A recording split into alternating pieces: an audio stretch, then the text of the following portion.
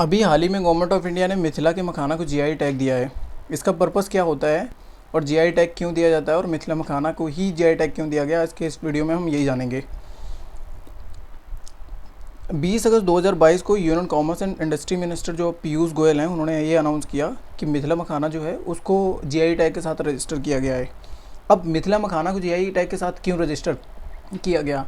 Basically government of India का purpose ये था कि मिथिला मखाना जो कि बिहार के मिथिला रीजन और उसके आसपास के जो टोटल 21 ज़िले हैं, यानी कि पटना के जो नदन सेक्टर में या उत्तर साइड में नेपाल से सटे हुए जो जितने भी डिस्ट्रिक्ट्स हैं, वहाँ पे इसका ज़्यादा से ज़्यादा प्रोडक्शन होता है। तो किसान इसके प्रोडक्शन में ज़्यादा इन्वॉल्व रहते हैं। तो इसको प्रमोट करने के पर्पज़ से और इसकी जैव विविधता जो है, इसका जो क्षेत्रीय विविधता जो है, जिसकी वजह से ये जाना जाता है, इस पर्पज़ से गवर्नमेंट ऑफ इंडिया ने इसको जीआई टैग दिया है।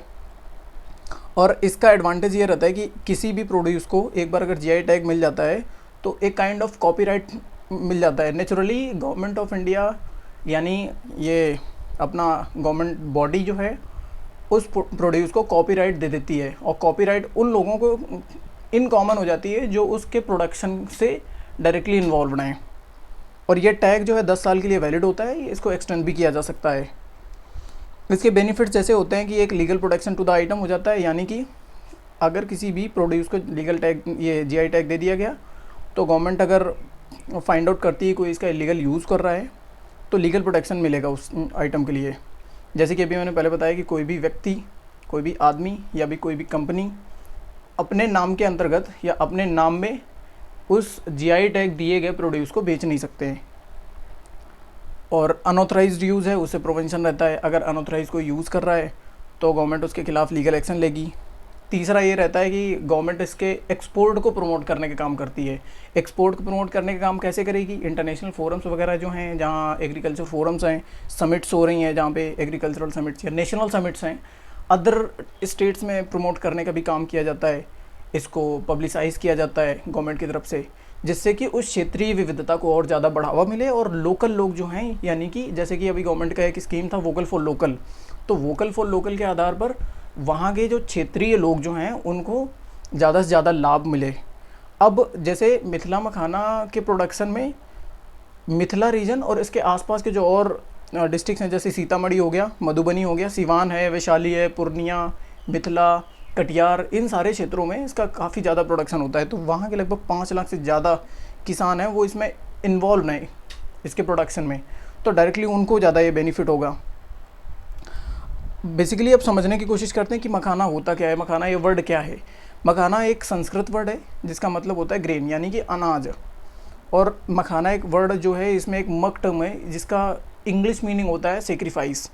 तो इसे हम आम तौर पर या साधारण तरीके से समझ सकते हैं कि ग्रेन जो कि सेक्रीफाइस के पर्पज़ से यूज़ किया जाता है। अब ये मैं सेक्रीफाइस के पर्पज़ से क्यों कह रहा हूँ, वो इसलिए कह रहा हूँ कि जैसे हमारे भारतीय सभ्यता में काफ़ी धर्म, पूजा, अनुष्ठान या संस्कार इस तरीके से काम होते हैं, जैसे कि शादी हो गई, ये मुंडन संस्कार हो गए, कोई या अंतिम संस्कार हो गए, या और कोई धार्मिक अनुष्ठान हो गए, तो वहाँ पर ये मखाना का बहुत ज़्यादा यूज़ होता है। मखाना बेसिकली एक एक्वाटिक फूड क्रॉप है, यानी कि aquatic food crop in the sense ये पानी में उपजाया जाने वाला ये फूड क्रॉप है। मखाना को मैथिली लैंग्वेज में से जैसे ये बोलते हैं मखान। इसके प्रोडक्शन में टोटल 21 डिस्ट्रिक्ट्स इन्वॉल्व हैं, ये बिहार रीजन के, जो मैंने नाम कुछ बताए पहले। और बाकी और ज़्यादा अधिक जो कौन कौन से डिस्ट्रिक्ट्स हैं ये ज़्यादा डिटेल में जानने की वैसे कोई ज़रूरत है नहीं, लेकिन अगर आप जानना चाहते हैं तो गूगल कर सकते हैं, फाइंड आउट कर सकते हैं, मिल जाएगा आपको।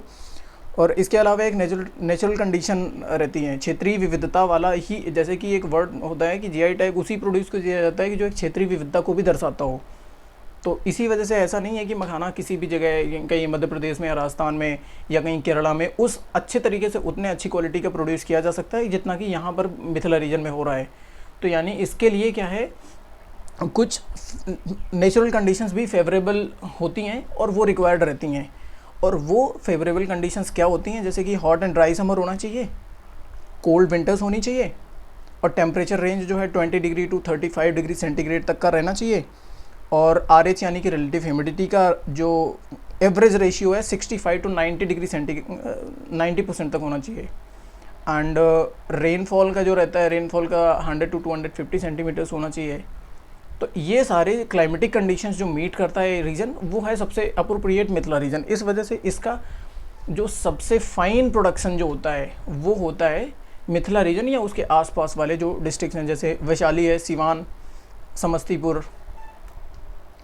अभी एक लास्ट में आप लोगों से मैं क्वेश्चन पूछ रहा हूँ कि which Indian produce was awarded GI tag for the first time, कि भारत का कौन सा ऐसा प्रोड्यूस था जिसको सबसे पहले जीआई टैग दिया गया था।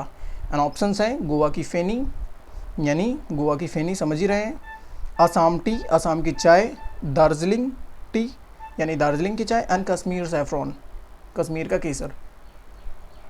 आंसर करिए मुझे कमेंट सेक्शन में।